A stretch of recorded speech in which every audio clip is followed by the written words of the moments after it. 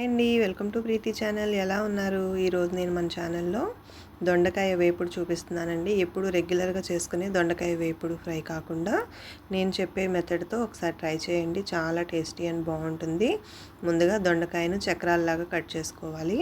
Medium size ఉల్లిపాయ ఒకటి, పచ్చిమిర్చి సన్నగా కట్ చేసుకోవాలి. ఇప్పుడు స్టవ్ మీద కడాయి ఆన్ చేసుకొని డీప్ ఫ్రైకి సరిపడా ఆయిల్ తీసుకోవాలి. దొండకాయకి కొంచెం ఎక్కువే పడుతుందండి. కొంచెం ఒక 3-4 స్పూన్స్ వరకు తీసుకోవాలి. మీరు తీసుకున్న దొండకాయలు బట్టి. నేను ఇక్కడ 1/2 కేజీ దొండకాయలు ఆయిల్ తీసుకున్న తర్వాత ఆయిల్ వేగాక తాలింపు దినుసులు, పప్పులు, పచ్చిశనగపప్పు, ఎండుమిర్చి, ఆవాలు, జీలకర్ర, కరివేపాకు ఫ్రై చేసుకోవాలి. తర్వాత పచ్చిమిర్చి, ఉల్లిపాయ కట్ చేసుకున్నవి కూడా యాడ్ చేసుకోవాలి. అయితే ఇక్కడ ఉల్లిపాయ అనేది సన్నగా కట్ చేసుకోవాలి, ముక్కలుగా కాకుండా. ఫ్రైలకి ఎప్పుడు ఇలా కట్ చేసుకున్నాం అనుకోండి బాగుంటుంది. ఉల్లిపాయ బాగా గోల్డెన్ కలర్ వచ్చే వరకు ఫ్రై చేసుకోవాలి. చూడండి, ఇట్లాగా గోల్డెన్ కలర్ అనేది రావాలి. ఇలా వచ్చిన వరకు బాగా ఫ్రై చేసుకోవాలి. ఇప్పుడు ఇలా ఫ్రై అయ్యాక ముందుగా కట్ చేసి పెట్టుకున్న దొండకాయ ముక్కల్ని యాడ్ చేసుకోవాలి.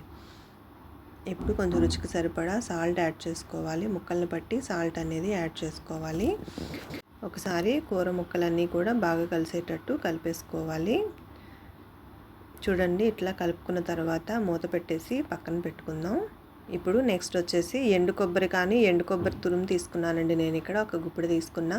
మీరు 2 ఇంచుల వరకు ఎండు కొబ్బరి తీసుకుంటే సరిపోతుంది. 3 ఎండుమిర్చి, ఒక గుప్పెడు పుట్నాల పప్పు, వేపిన శనగపప్పు అంటారు కదా, అది కొంచెం సాల్ట్ యాడ్ చేసుకొని పౌడర్ చేసి పక్కన పెట్టుకోవాలి. చూడండి, దొండకాయ అంతా కూడా బాగా క్రిస్పీగా కలర్ చేంజ్ అయ్యే వరకు ఇట్లా ఫ్రై చేసుకోవాలి. మనం అప్పుడప్పుడు మధ్యలో ఇలా కలుపుతూ ఉన్నామనుకోండి, దొండకాయ అనేది త్వరగా ఫ్రై అవుతుంది.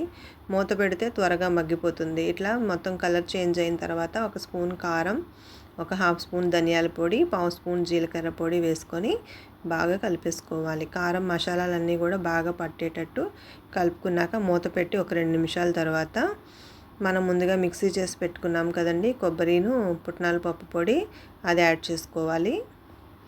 ఆల్రెడీ ఇందులో మనం కారం యాడ్ చేసాం కాబట్టి ఫ్రైలో కొంచెం తక్కువగానే యాడ్ చేసుకోవాలి. ఉంటుంది కాబట్టి మనకి కారం అనేది బాగుంటుందండి. ఇట్లా మొత్తం అన్నీ వేసేసుకున్నాక ఒకసారి మూత పెట్టేస్తే ఫ్లేవర్స్ అన్నీ దొండకాయకి పడుతుంది. చూడండి, వేడివేడిగా పుట్నాల పప్పు కొబ్బరితోటి చేసుకున్న దొండకాయ ఫ్రై అయితే రెడీ అయిపోయింది. ఇంకెందుకు ఆలస్యం, మీరు కూడా ఒకసారి ట్రై చేసి మీకు ఎలా కుదిరిందో కామెంట్ చేయండి, లైక్ చేయండి, షేర్ చేయండి. Thank you friends. కొత్తగా చూస్తుంటే please subscribe my channel. Thank you for watching. Thank you.